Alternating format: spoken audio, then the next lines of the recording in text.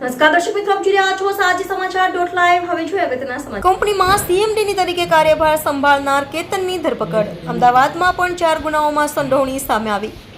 કંપનીમાં સીએમડીની તરીકે કાળભારી સંભાળનાર કેતનની ધરપકડ. અમદાવાદમાં પર 4 ગુનાઓ સામે સંડોવણી સામે આવી હતી. સુરતમાં એવરગ્રો ઇન્વેસ્ટર તથા IMEG ટૂર્સ પ્રાઇવેટ લિમિટેડ તથા એવરગ્રો IM LLP નામની કંપનીઓ શરૂ કરી.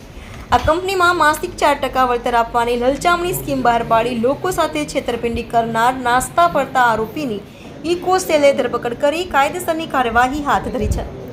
રિપોર્ટર નૈતિક રેશમવાળા, સાજી સમાચાર .live, સુરત.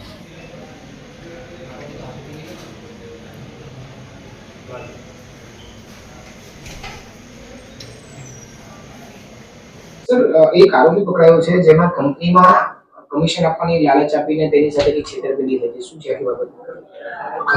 કેતન સોલંકી નામના આરોપીની હાલ ધરપકડ કરવામાં આવેલ છે. આ આરોપીના વિરુદ્ધમાં 2022ની સાલમાં ઇકોસેલ ખાતે ગુનો નોંધવામાં આવેલ. એ ગુનાની વિગત એવી હતી કે ફરિયાદી તથા અન્ય સાહેદોને આરોપીએ પોતે એવરગ્રો ઇન્વેસ્ટર નામની જે કંપની ખોલેલી તેમાં ઇન્વેસ્ટમેન્ટ કરવાની લાલચ આપી અને અન્ય લોકોને પણ આ કંપનીમાં ઇન્વેસ્ટમેન્ટ કરાવવા માટે તમે લઈ આવશો તો એમાંથી પણ તમને કમિશન આપવામાં આવશે એવી લાલચ આપી અને અલગ અલગ સાહેદો પાસેથી રકમ લઈ અને ત્યારબાદ રકમ પરત નહીં આપી અને ઇન્વેસ્ટમેન્ટ કરવાના બહાને પોતે આ રકમ સંપૂર્ણપણે ઉચ્ચાપત કરી અને ભાગી ગયેલ.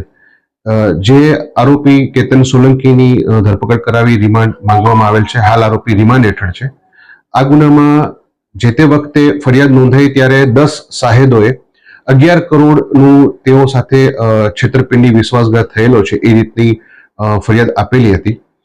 આપ સૌના માધ્યમથી મારી લોકોને નમ્ર વિનંતી છે કે આપના સાથે કોઈપણની સાથે જો આ ચીટિંગ થયું હોય અને આપને પણ જો હજી આ આરોપીઓ વિરુદ્ધ ફરિયાદ આપી ન હોય તો ઇકોસેલ સુરત શહેરની ઓફિસે આવી અને આપની ફરિયાદ નોંધાવવા માટે પણ મારી વિનંતી છે.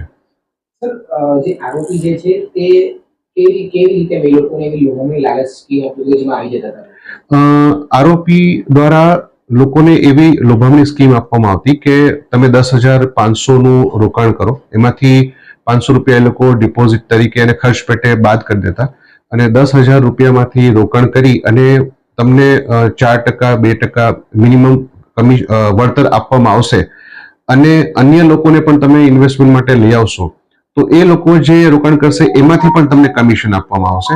આવી લાલચ આપી અને રોકાણકારો સાથે છેતરપિંડી વિશ્વાસઘાત કરવામાં આવે છે. સર, કેટલું ગંભીર કહી શકાય? કારણ કે નાની એવી રકમ સાંભળીને કોઈ પણ લોકો આમાં ભોળવાઈ જતા હોય છે. તો અત્યંત ગંભીર બાબત છે અને એટલા માટે જ મેં આપના મીડિયાના માધ્યમથી જે લોકોને હજી ફરિયાદ કરવાની બાકી છે તેમને પણ હું વિનંતી કરું છું કે તેઓ પણ અમારી પાસે આવી અને પોતાની ફરિયાદ નોંધાવે. સર, મલ્ટી લેવલ માર્કેટિંગ એટલે કઈ રીતનું આ માર્કેટિંગની સ્કીમ બતાવવામાં આવી? મલ્ટી લેવલ માર્કેટિંગ એટલે કે જ્યારે એક વ્યક્તિ પોતે આ કંપનીમાં પોતે ઇન્વેસ્ટર બને પછી અન્ય લોકોને જેટલા લોકોને એ ઇન્વેસ્ટમેન્ટ માટે લઈ આવે એ દરેકમાંથી પણ એને કમિશન મળે એ રીતનું એક મલ્ટી લેવલ માર્કેટિંગની આ યોજના ઊભી કરવામાં આવેલી. અગાઉ પણ આરોપી કંઈક ઝડપાયો છે? અગાઉ પણ આ ગુનામાં કુલ 4 આરોપી છે, જે પૈકી અન્ય આરોપીઓમાં એક હિરેન જોગાણી હજી સુધી ધરપકડ કરવાની બાકી છે. અન્ય આરોપીઓ પકડાયા છે.